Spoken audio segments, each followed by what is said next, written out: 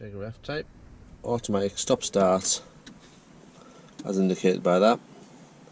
Simple way to disable it. So what we need to do is unplug the connector for the auto stop start, and that's in the boot of the car. We have to lift up a few of the hatches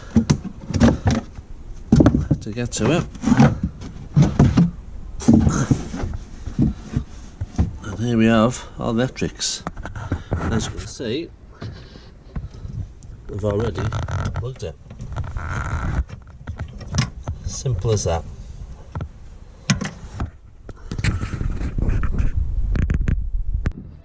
So, now when you start the car, light comes on, give it a few seconds, maybe more than a few seconds, but it will go off.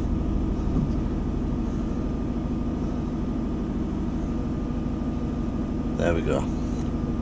Done. Automatic stop start disabled.